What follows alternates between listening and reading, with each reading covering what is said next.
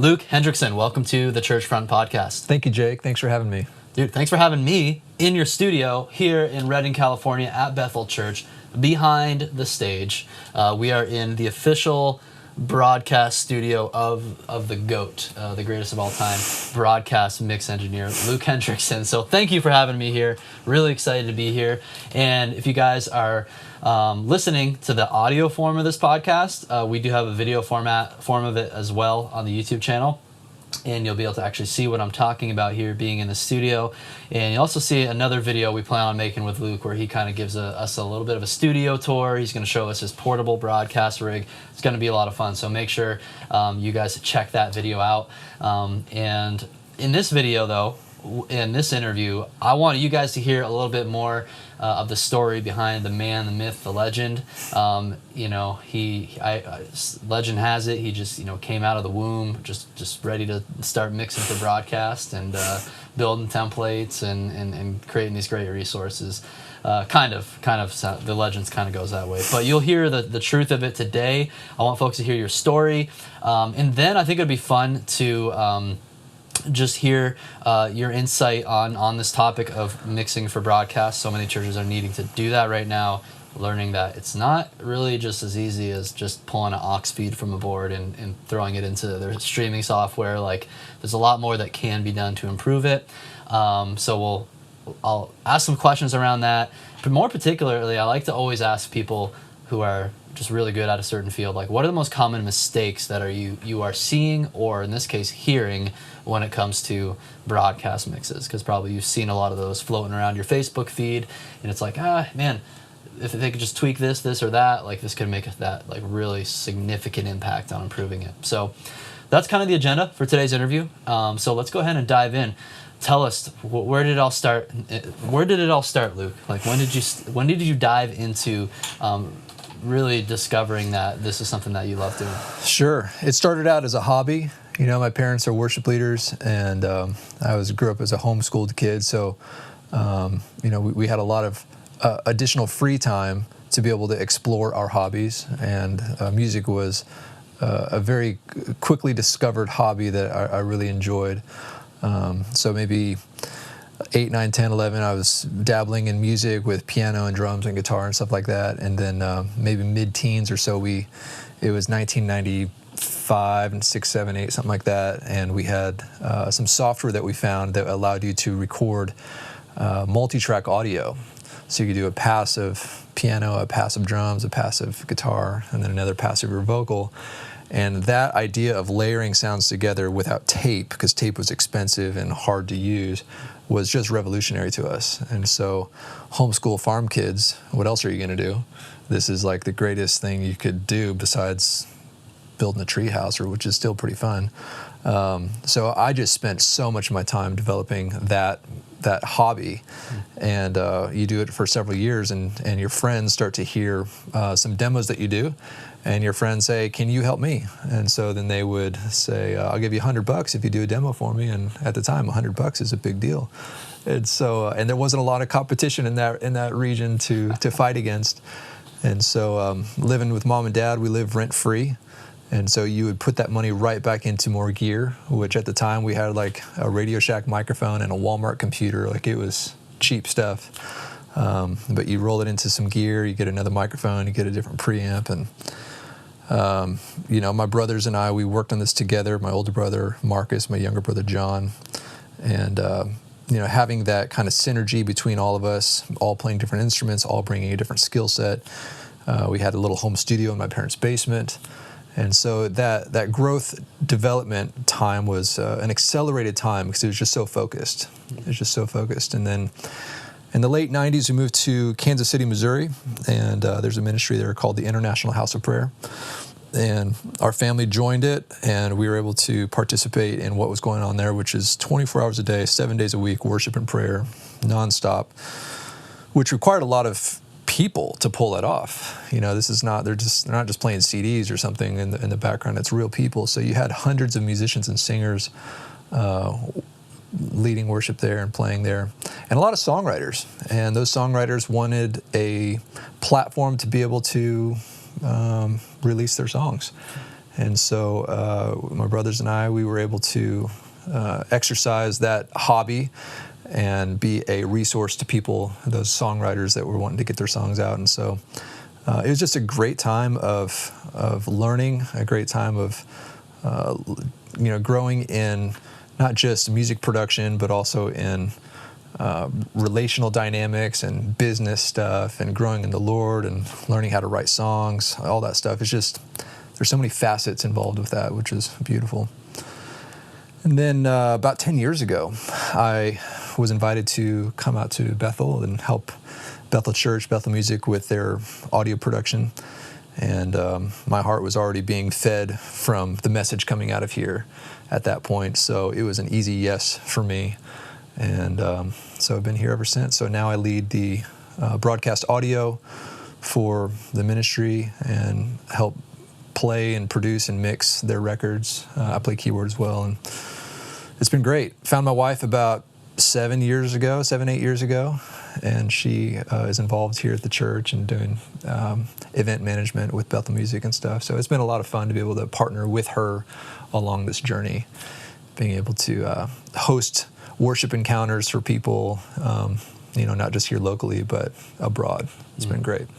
How did that invitation come about 10 years ago when you were still at International House of Prayer, and then you started having conversations with them here at Bethel? Like, what made that happen? Yeah, so my sister Lydia, my younger sister Lydia, she was out here doing the ministry school and had developed some relationships, and we had some other mutual friends here as well. And so our family was just out here for a holiday, just Thanksgiving, hanging out one time, because we just love the church, so we would visit places that we like. Bethel's one of the many places that we liked. And so in one of our times here, a mutual friend said, hey, you should hang out with some leaders here. And so we did. It's just kind of an impromptu thing, unscheduled. And in that hangout time, we got to know each other. I got to know them. They got to know me and heard a little bit of each other's stories.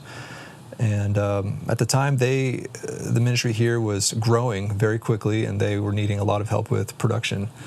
And so that was something that I was doing in a full-time capacity, freelance at that point. And so it was just a perfect storm, It was just. Did they express this need for we're trying to figure out how to get things to sound good online? Were they really struggling in that area? Yeah, they had just launched a platform called Bethel.TV. Okay. And it was a online church experience. And at the time, not many people were doing that. Netflix wasn't even that big of a deal at the time. The whole entertainment online was just kind of just budding at that time. And so to create your own platform to have church was really strange at that time. It was very rare. And so they were kind of developing new standards, developing what is the right approach. And so they had just acquired a bunch of video gear to make it look better. And so they were also trying to explore ways to make it sound better as well. At the time, I was just a studio guy, which, just mixing studio records, producing studio records. I had actually never mixed live broadcast before. And that was actually part of the conversation coming here. They said, Luke, we're hiring you. We seem like you're a really good guy, but we're hiring you for a job you've never done before. Can you do it? And honestly, the Lord had just made it so clear through so many different ways that it was the right call. So I was able to answer with confidence that, I can do it. But the only way that I could feel comfortable doing it is working in a platform that I was comfortable with, and that was working in a DAW, working in software.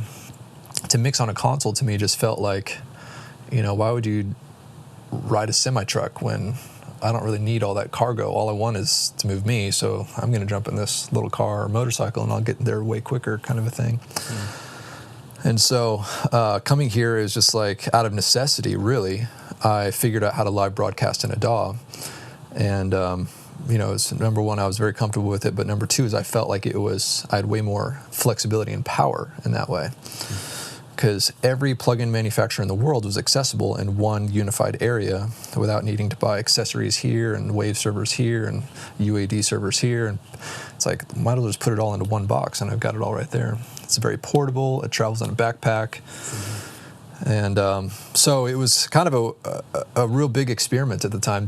There was no proven method of that happening before. And in fact, I was like searching forums of can this be done, and there was like very little response to no response, like saying that actually you can't do this kind of a thing. And latency compensation was a big issue I had to figure out. And as you know, plugins have different latencies and stuff. And so on input mode, it was kind of complicated. There's a lot of quirky things, but it is now proven to be a very reliable method and achieves a lot of power that a console would struggle to try to get.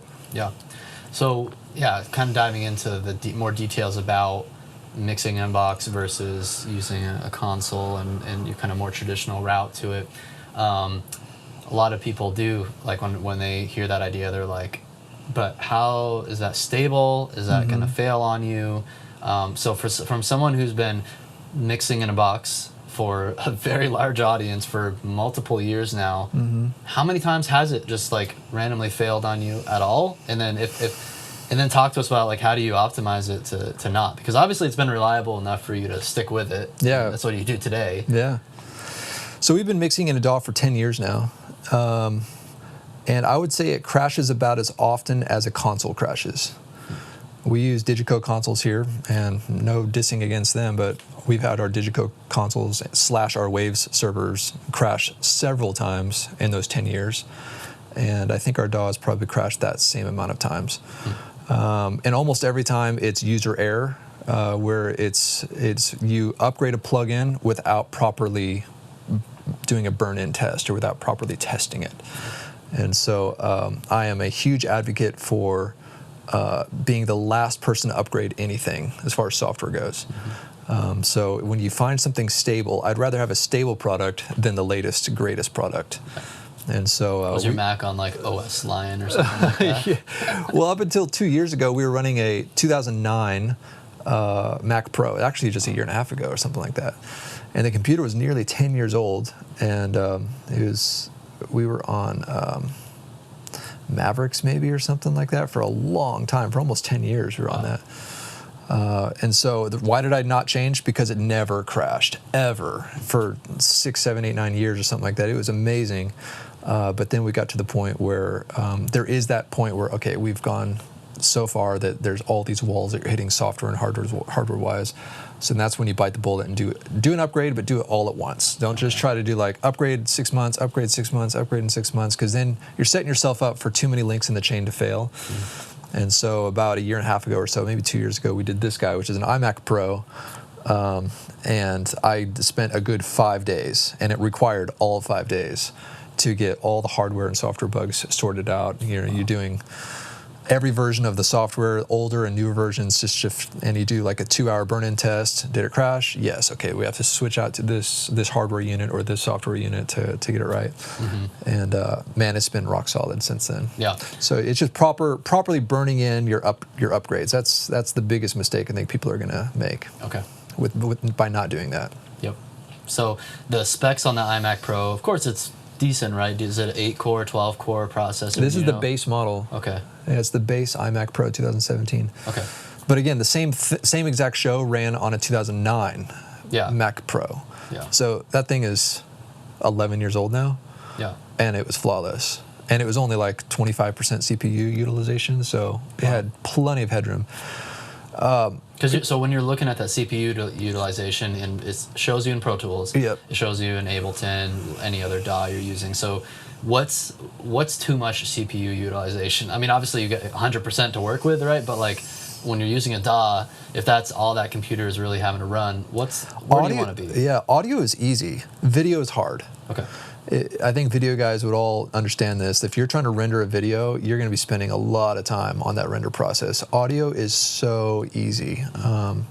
Almost basically any computer made in the last 10 years is going to be able to pull off a DAW mix. It's super, super easy. When you think you're tempted to buy the latest flashy thing, it's a pretty big mistake. But in audio world, if I was in a live environment, I'd like to stay under 40% probably. I'm just spitballing right now. And that's super easy to do basically on any machine out there. Yeah. I've mixed 64 channels on a MacBook Pro 2013. And that's 7 years old now. And it was flawless. And it still had is like 30% CPU or something like that. Wow. So yeah, audio is super easy. We're very blessed as audio guys to have that kind of luxury. I feel bad about video guys. They've got a much harder position.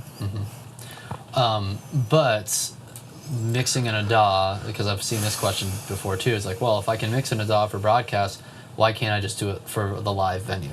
Okay, so excellent point. So the reason why it's so easy on a computer for broadcast is because buffer setting. So I love the highest buffer possible for everything. People are always saying, you want low latency this, and I'm like, no, actually, I want the highest latency possible, because higher buffer, higher latency means the computer has more power. And when you have more power, it means you have less chances of crashing, way more stability, things like that. Your CPU is going to be lower, your heat is going to be down on your computer. And so broadcast audio has latency, but so does video too. And in our world, video has latency because it goes to the HDMI to SDI conversion and then back into the switcher, and the switcher has its own conversion. The encoder has its own latency. And so by the time audio and video get to the switcher, it's actually right in line. Front of house and monitors has a little different requirement, especially monitors. Monitors needs to be as zero latency as possible, as near zero latency as possible, because the musicians in their ears, they don't want to be hearing the drum hit 20 milliseconds after they hit the drum. It's got to be 5 milliseconds or less. Like, it's got to be super low, maybe 10 milliseconds max. And so having high latency in monitor world is a really bad idea.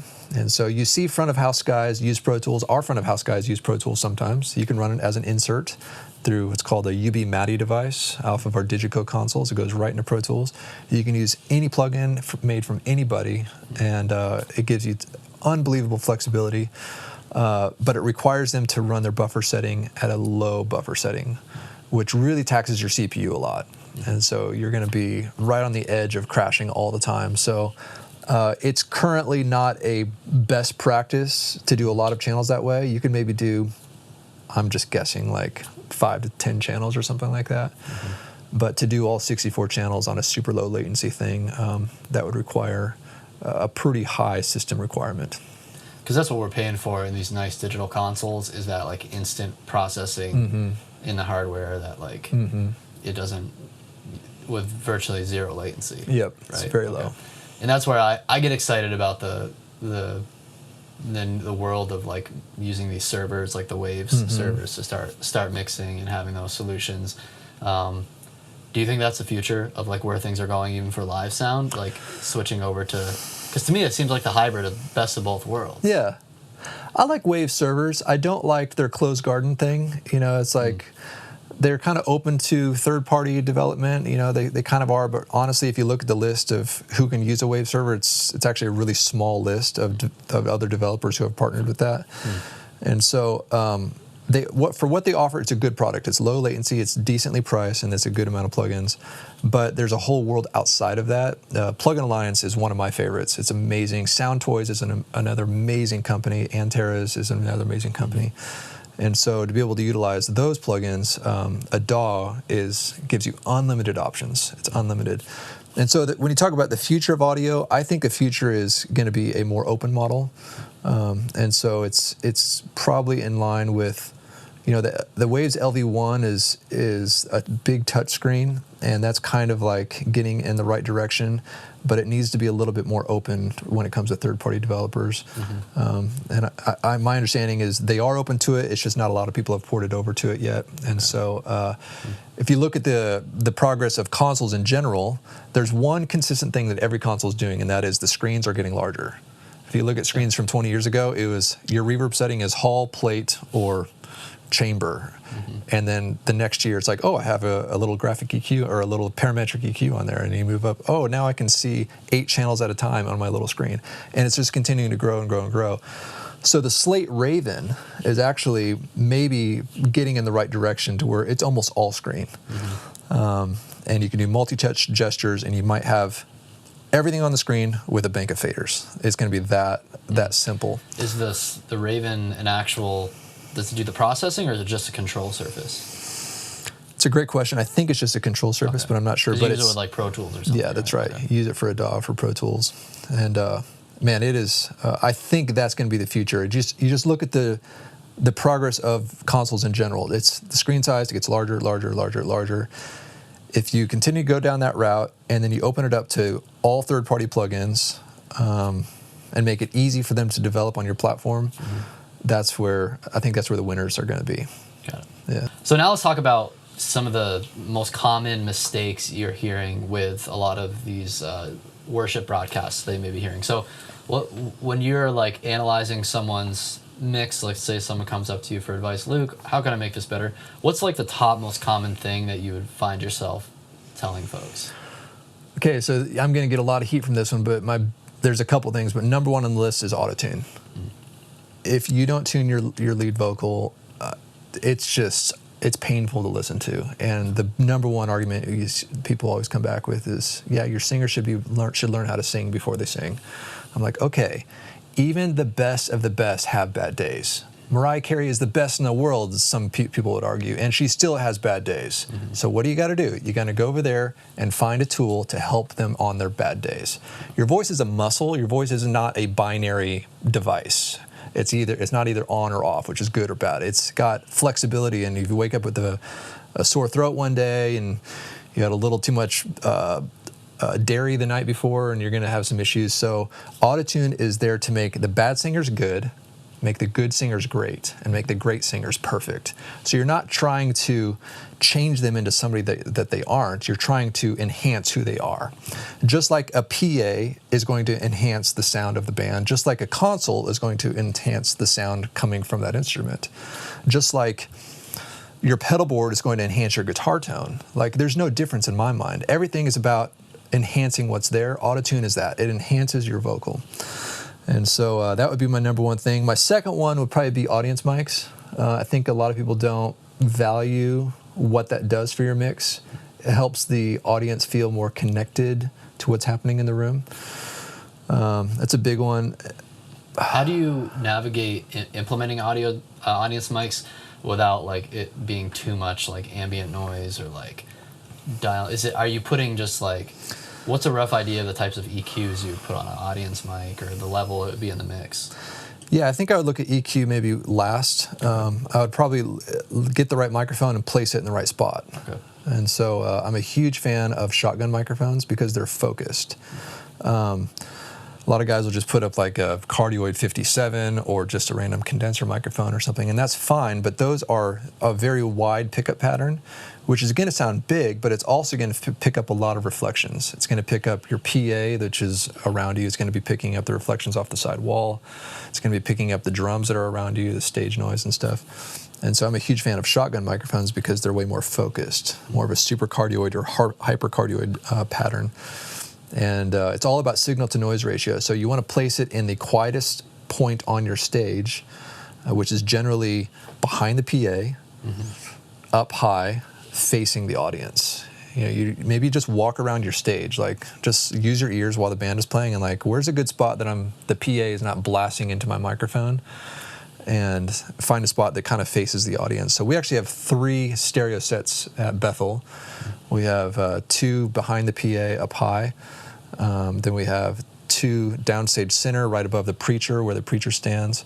And that's kind of on a Blumline bar, like an XY type of thing, way up high, pointing down toward the audience. And then we have another way back in the sanctuary on these pivoting bars that come down from the ceiling that are about 6 to 8 feet above people's heads that kind of grab like the back 30% of the room, something like that. And so the more locations you have, the less chance of one person screaming that would destroy your mix. You've all been there where it's that young kid that just screams right in your audience mic, it's the mic, and I'm like, okay, well, that was a little overpowering for my mix, and it's live, so you don't really have a chance to predict something like that. Yeah. So when you have more microphones around different areas in the room, it gives you a more balanced perspective with less surprises. Okay. Yeah. Awesome. So tuning, audience mics. Let's shoot for 5. So we have 3 more. Okay. What's the next big area? Squashing the mix. So a lot of people are into bus compression, like the master bus compression, and in EDM music you want that pumping sound.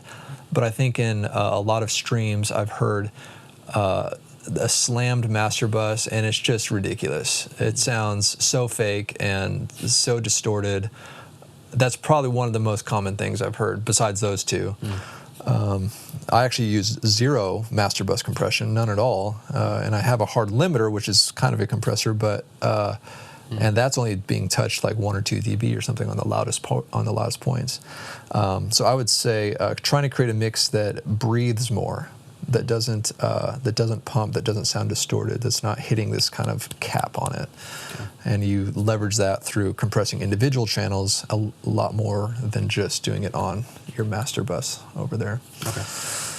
That'd be point number 3. Yeah. Point number 4 is run stereo everything.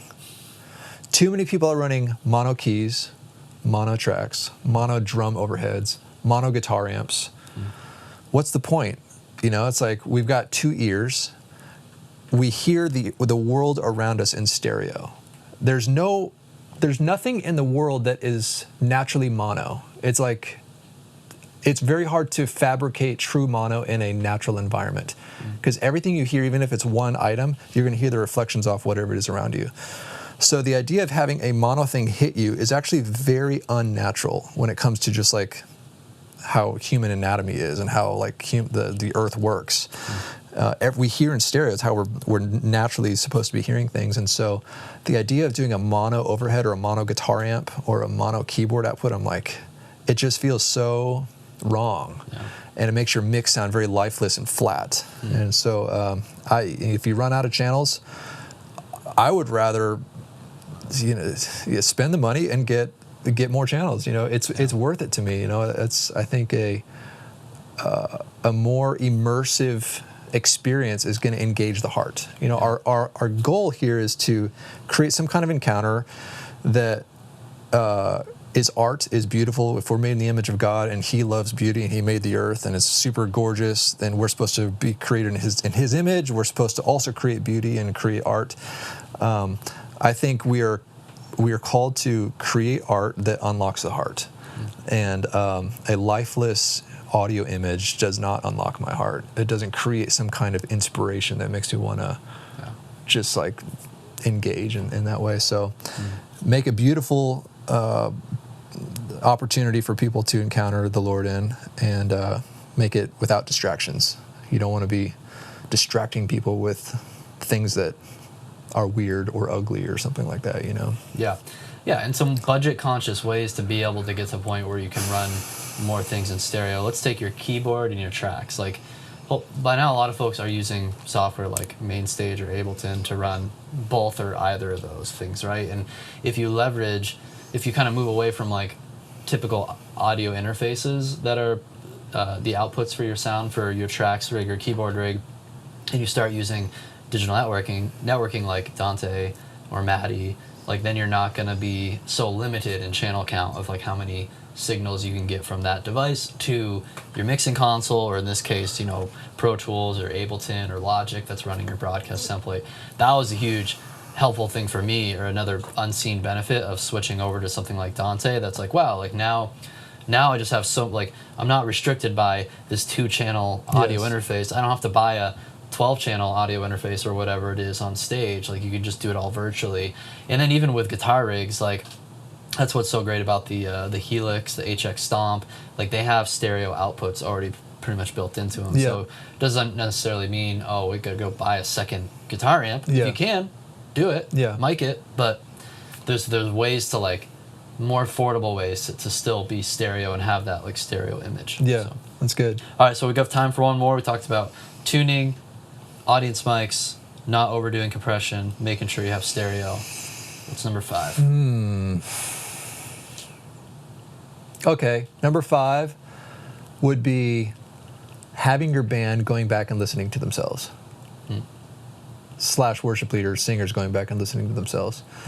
We have been so blessed to have this streaming platform for 10 years. And really what that has done is allowed for our teams to be their own teacher.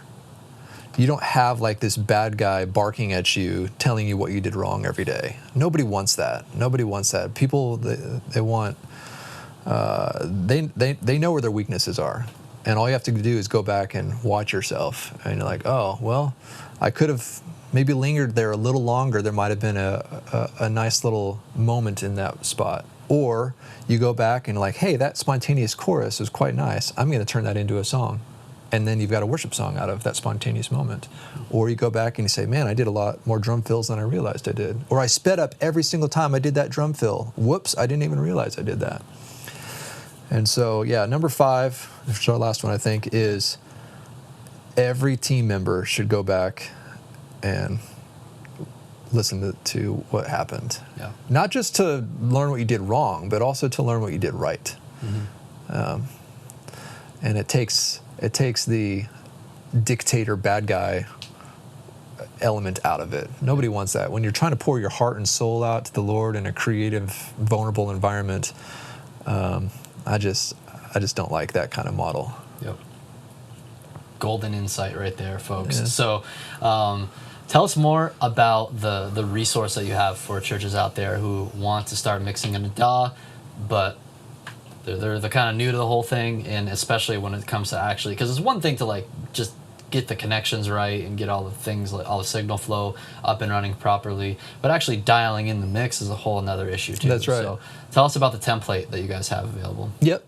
So productiononline.com is a platform that allows you to get resources like the mixing template that we use here at Bethel Church, which can work on basically any DAW out there. So you at home can do the same thing. But also has other resources like how to mix. Like one of my great friends, Chris Greeley, he teaches a series on just the fundamentals of mixing. What do you do to the drums? What do you do to the vocals? What do you do to your audience mics? That kind of stuff. Because it's important not just to have the right tools, but also have the understanding of how to shape the tone. Mm-hmm. And so, there's guitar tone on there, there's keyboard tone. It kind of touches a lot of different topics that I think could be helpful to people. Yeah. And then the template, like, what do you get when you snag the template?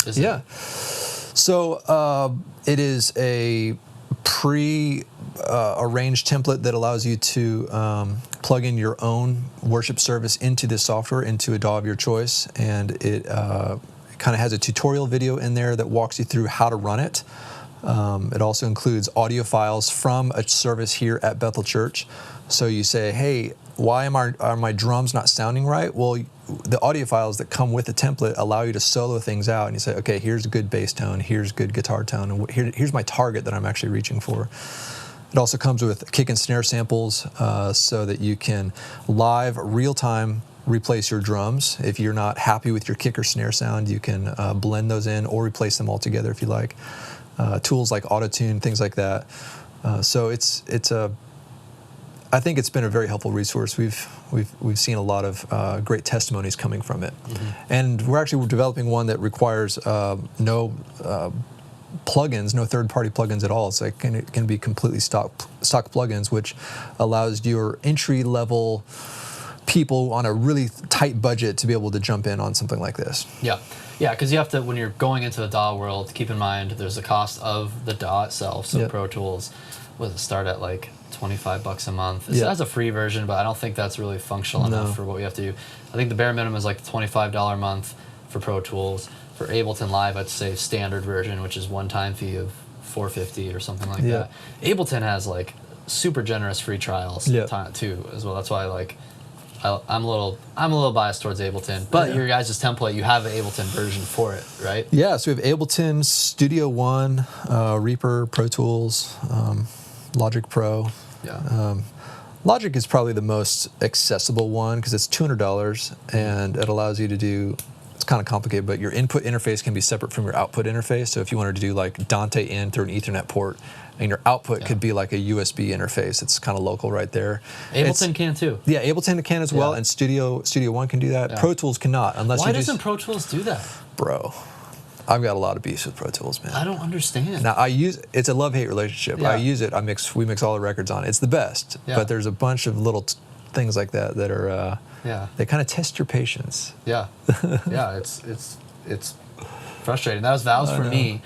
I like Pro Tools a lot, but then I was like, just the simple little thing of not having that flexibility of the ins and outs is kind of a deal breaker. But all these DAWs, though, they really kind of can accomplish the same thing. Yes, they right? can. They have their different Absolutely. styles and flavors. You can achieve the same audio result with all of them. Yep. It's really just, do you like Honda or Toyota? They're both going to get you to your destination. Yeah. It's more just a preference of like layout and workflow and stuff like that. Yeah. Well, thanks so much, Luke, for taking time to chat about the broadcast. It was great to hear about your story. Guys, we're going to link all the resources Luke referenced to pick up his template down below this video, so check that out, or down in the show notes if you're listening to us on the podcast. And be sure to also check out the other video we're going to be making, where we're going to do kind of a little bit of behind the scenes of his studio setup here. We'll kind of dive into the gear for all you tech nerds just like me and Luke out there, and then also his portable rig as well. So check those things out. Don't forget to subscribe to the YouTube channel or our podcast if you're listening, so you don't miss out on any of our latest episodes to help you grow yourself and grow your worship ministry.